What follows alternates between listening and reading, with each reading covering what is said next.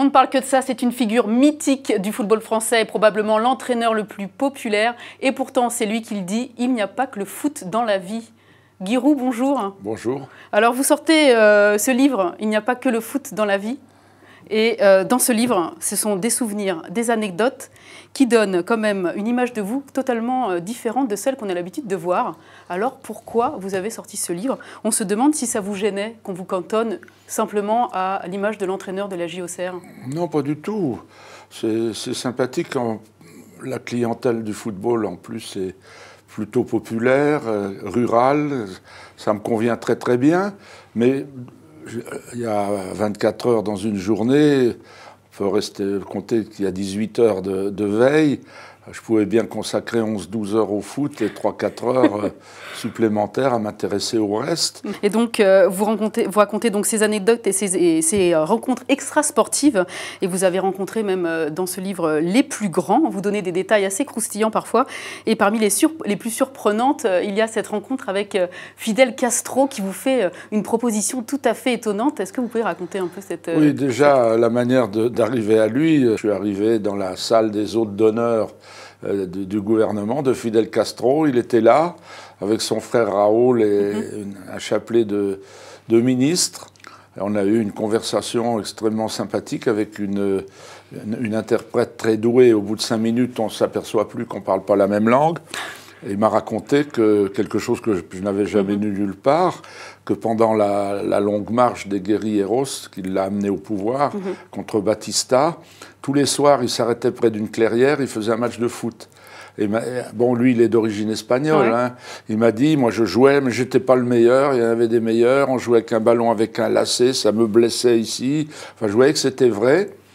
Et puis, il m'a demandé un peu des nouvelles, ce que je faisais. Oui, il avait connaissance oui, il savait. de vos compétences. Et à un moment, il me dit, tu sais, il y a une chose de la jeunesse qui me navre à Cuba, c'est que les enfants jouent au baseball. Et c'est un jeu américain. Donc, je suis content, je t'ai fait venir parce que si tu veux rester là 2 ans, je te ferai une très bonne paye. Et si tu me les convaincs qu'il n'y a presque plus qui jouent au baseball, qui jouent tous au foot, je te donne une île. Qu'est-ce que vous avez dit? C'était amusant. Ben non, j'étais en pleine conquête de gloire à Auxerre. Et puis j'avais des choses entreprises, beaucoup. Je devais reprendre l'entraînement 3 jours plus tard. C'était pas possible, mais bon, j'ai retenu cette anecdote millimétrée.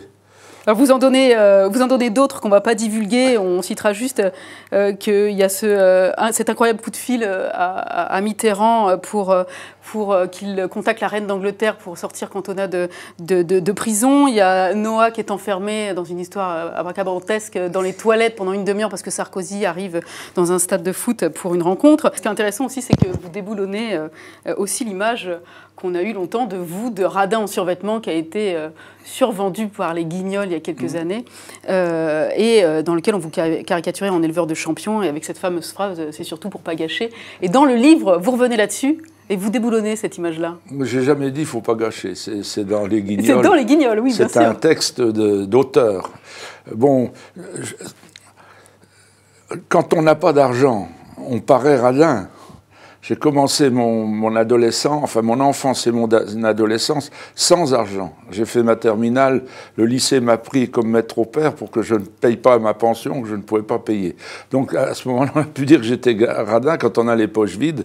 Bien, après j'ai eu un petit peu, longtemps un petit peu, mais le club surtout était très pauvre. Et là, nous comptions tout. Par exemple, après, quand ça allait mieux, il y avait un objet mythique, c'est le ballon. Quand je faisais un entraînement des pros, il y avait 20 ballons. S'il y en avait un qui était tombé dans un buisson ou dans un ravin, il fallait aller chercher le ballon. On ne rentrait pas au vestiaire sans le ballon.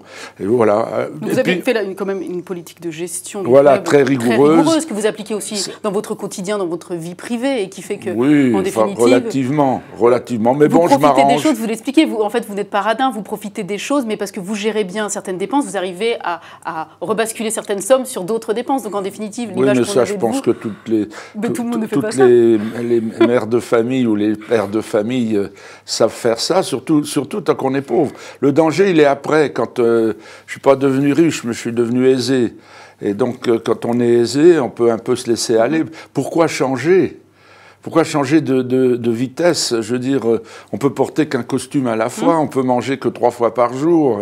Voilà, bon, alors on peut éventuellement voyager un jour où il y a du monde dans le train, aller en première classe pour être un peu moins serré, ou très exceptionnellement maintenant faire un voyage avion en business. Ça, c'est possible. Quand on est pauvre, on ne peut pas le faire. Vous parlez de vos nombreuses rencontres et de celles qui vous ont procuré beaucoup de plaisir ou beaucoup d'émotions. Vous avez conscience, vous, que vous-même, vous avez marqué la vie de certaines personnes et que ces mêmes personnes pourraient, par exemple, consacrer un chapitre entier à ce que vous leur avez fait? Bon, on m'a traité de paternaliste, j'ai pris ça toujours pour un compliment formidable, parce que le plus grand amour sur Terre, pour moi, c'est l'amour maternel. Et l'amour paternel, ça vient après. Alors, à la limite, je veux bien encore le partager avec la fiancée ou l'épouse, mais pas plus. Ça ne fait jamais que la 3e place. Et donc, mes joueurs, je les ai beaucoup aimés. Et il y a une partie d'entre eux, bien sûr, qui a gardé de l'affection pour moi, qui me téléphone de temps en temps, qui me demandent mon avis quand ils ont une décision à prendre. En général, ils ne la suivent pas mon avis. Mais enfin, ils ont eu la gentillesse de me demander. Et comme ça, j'ai quelques dizaines ou quelques centaines même d'ex-jeunes joueurs avec lesquels nous vivons. Et quand, par hasard, par le plus grand malheur, il y en a un qui disparaît, c'est vraiment pour moi un deuil. Dernière question, Guy Roux. Il y a un passage très touchant dans votre livre que moi j'ai beaucoup aimé, qui arrive à la fin du livre, avec votre mère, dans lequel vous racontez d'où vous vient finalement probablement cette passion du football. Est-ce que vous pourriez nous raconter? Oui, ça ne peut pas avoir de vérité, mais je l'ai appris d'ailleurs assez tard, de la bouche de mon père, avant sa disparition. Je suis né en octobre 1938. En juin 1938, il y avait la Coupe du Monde en France. Et mon père était jeune officier à Colmar, et il y avait un match de Coupe du Monde à Strasbourg, qui était Brésil-Pologne, 6-5 pour le Brésil. Et mon père a pris le train avec ma mère, qui était donc enceinte de 4 mois, et c'était moi le futur bébé. Oui, c'est ça, à l'intérieur. Et comme j'ai lu que les fœtus entendent les bruits, bien sûr, on ne voit pas.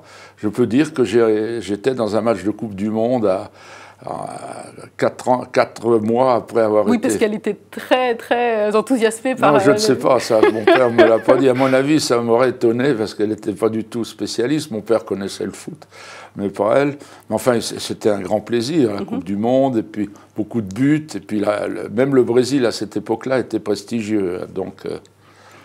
On imagine aisément que vous n'avez pas tout raconté dans ce livre et que vous en avez encore gardé sous le pied. Est-ce qu'un prochain livre sortira avec de nouveau des extraordinaires aventures, vous ouvrez un chemin dont j'étais loin de me douter, parce que comme ça, à brûle-pourpoint, quand on m'a demandé de faire un livre, en me proposant d'ailleurs un certain nombre de chemins dans lesquels je suis pas allé, puis on m'a accepté les autres chemins, je me suis aperçu, et je m'aperçois depuis, que des anecdotes, des moments de ma vie me remontent.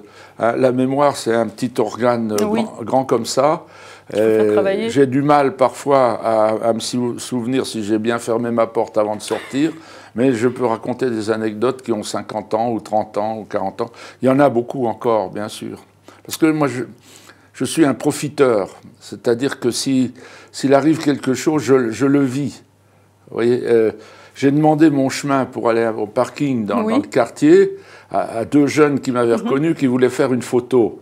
Eh bien, ils sont montés avec moi dans la voiture jusque dans le parking. Il y en a même un qui a fait le créneau à ma place. Vous avez dû leur faire très plaisir. Ça fait 2 amis, vous comprenez? Et ils sont dans une boîte de publicité. Si ça se trouve, ils vont m'embaucher pour un prochain film. Très bien. Merci Guy Roux d'être venu au Figaro nous parler de ce livre incroyable. Il n'y a pas que le foot dans la vie, dans lequel on apprend beaucoup de choses sur ce que vous avez vécu et sur vous-même. On le recommande vraiment. Merci. Merci beaucoup. Et nous, on se retrouve très vite sur le Figaro TV.